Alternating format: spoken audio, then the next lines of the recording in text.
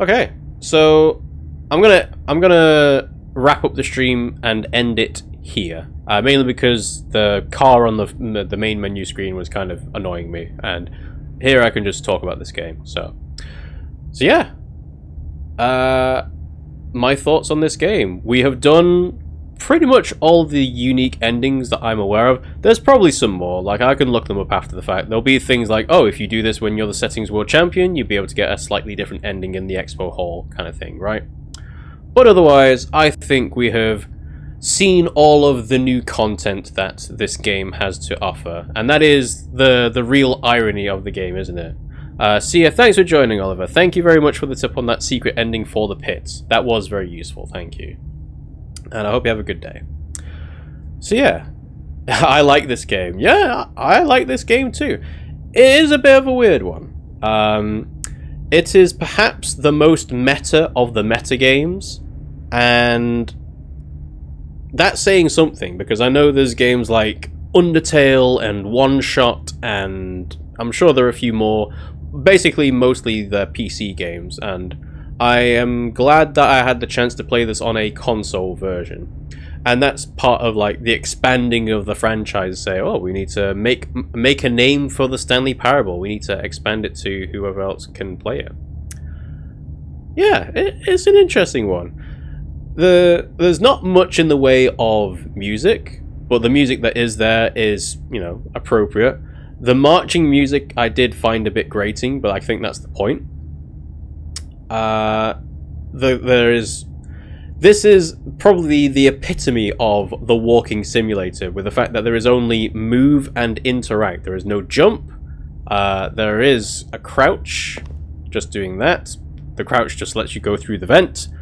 And the strength of this game is entirely dependent on the writing and narrator. And I would say that the writing and the narrator is excellent. The performance given by Kevan Brighting is obviously excellent.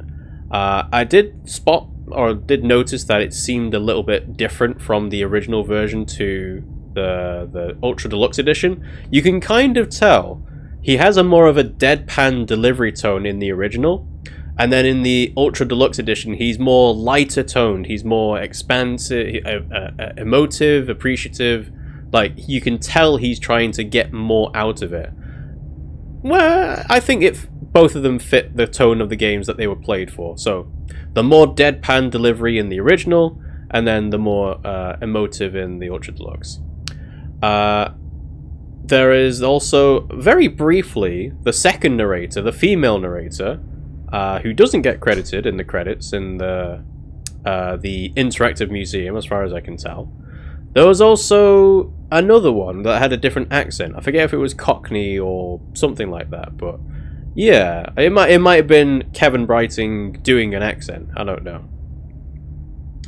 But yeah, it's a strange game. It's a good game. I think I also said what this game needs is like a branching path map to say, oh, you've done this ending, so go do this path, go to here. And I obviously, I knew it at the time, but I'll say it now as well. A branching path diagram or a workflow would be the antithesis of what this game is going for. Like, the whole point of having an achievement for test achievement please ignore is to say, it's just to make fun of you getting achievements. Pressing the door 430 5 times is, you know, it's just like, we're going to lead you on a merry chase just to get this little intangible reward. Like, it's not 5 times, it's more like 100 times across different doors. You can't jump. No, seriously, we disabled it. Well, you can jump, kind of. It's just you don't get the option to after doing it in the jumping circle. So yeah. So there's a lot of commentary about the industry itself, and yeah, like the fact the first game came out in 2013, the updated version came out in 2022.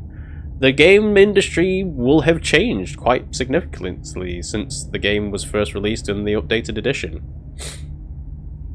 And time will only tell to see if there is in fact another game, let's say in 2033, for the Stanley Parable 3, you know, 2033, 33333333. I don't know how old Kevan Brighting is. I assume he's not that old. It would be nice to see if they get him back to narrate the game for that as well. And yeah. I'm trying to think what the most appropriate ending for the game is. So obviously this is based off of a mystery of the co-workers, which you'd never find out at this point. But that's not the point. The point is about the meta game of, do you listen to what the narrator does? Do you have free will? And it goes into all of the different philosophical discussions around that, you know?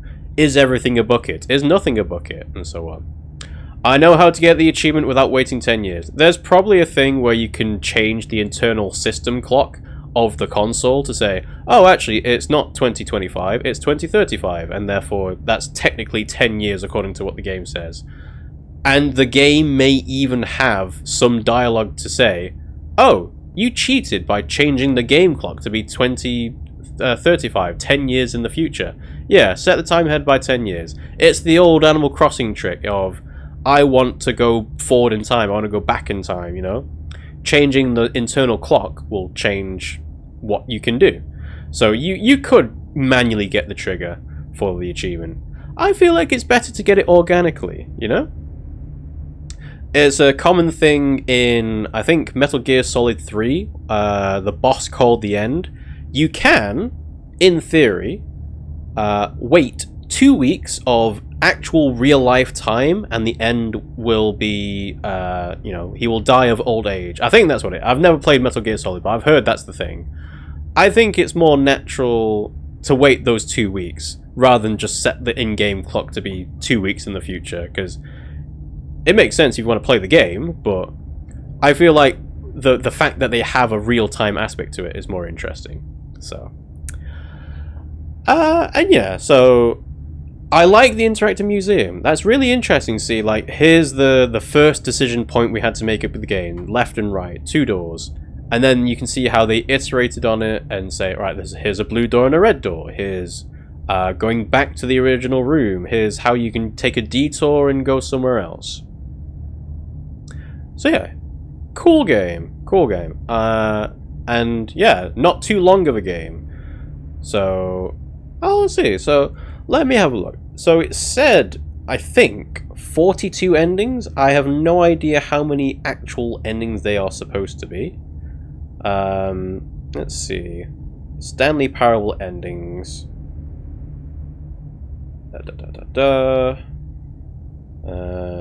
Endings. There we go.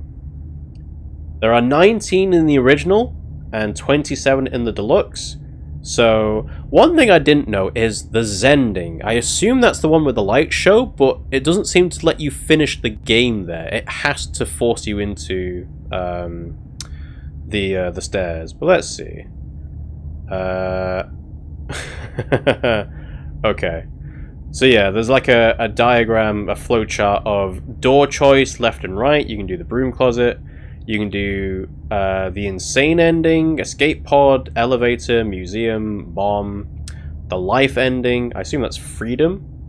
Confusion ending, that was an interesting one, but that seems like a very much of a dead end. Work, choice, death, space, art, games. Song, voiceover, and reluctant. I have no idea what these names are. These are the colloquial terms for the endings, I'm assuming. And that's not even the Ultra Deluxe ones either. So it will expand out even further, I imagine. Yeah. New content, cushion bucket, cold feet, monetized bucket, recording. Oh yeah, the sort of the narrator not being just a narrator, but being an in-game recording, but also an actual omnipresent voice. But yeah. I think it's probably more interesting to look up all the different endings, see, oh yeah, this path goes here, this path goes there. So, but yeah, there it goes. That is my, let's say, review of the Stanley Parable Deluxe. We'll quit to the menu. It'll say the Stanley Parable 3, and that will wrap it up for the Stanley Parable Ultra Deluxe on Nintendo Switch.